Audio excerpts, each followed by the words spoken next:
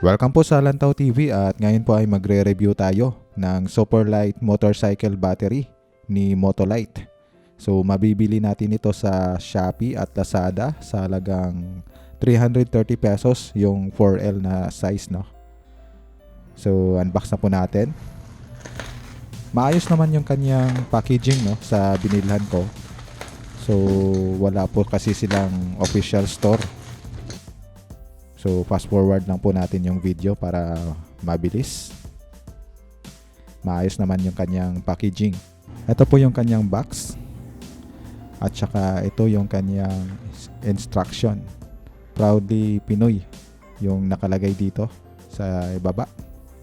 Sa ngayon ay yung available sizes nila sa store, sa Shopee store ay 3L, 4L at 5L. So hindi ko po alam kung mayroon pang ibang size.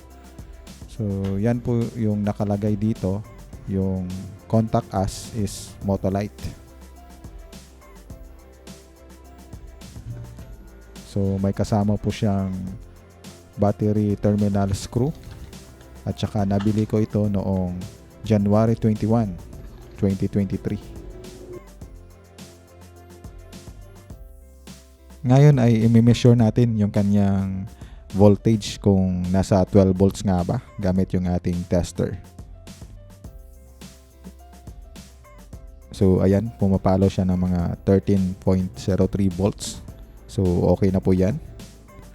At nung sinubukan ko na tong ikabit sa ating motor at nagkaroon na ng start, no, nagamit na ng ating motor, ay nasa 13 volts pa rin siya.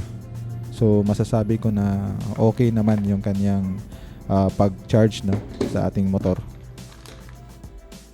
Makikita natin dito sa kanyang label na manufactured by Philippine Batteries Incorporated. Kaya dito talaga to sa atin. So tangkilikin natin yung sariling atin.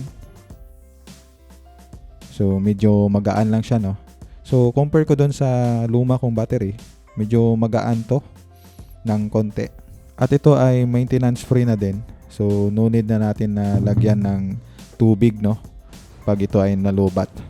Ito po yung aking dating battery, no. So pag start natin ay ayaw siyang mandar. Yan. Although na nasa 12 volts siya, pero hindi siya makapag-start. So ayan po yung ating lumang battery. So i-replace na po natin yung ating nabiling Superlight battery. So disclaimer lang po, no, hindi po ako binayaran ng Motolite or Superlight battery para i-review itong battery nito. Ngayon ay masusubukan na natin yung murang battery na to. Yung ma-advise ko lang dito ay wag po nating i-fully drain yung ating battery kasi matagal mag-recharge kapag ito ay fully na drain yung ating battery.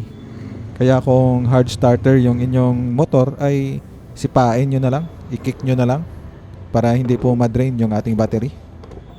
So ngayon ay start po natin.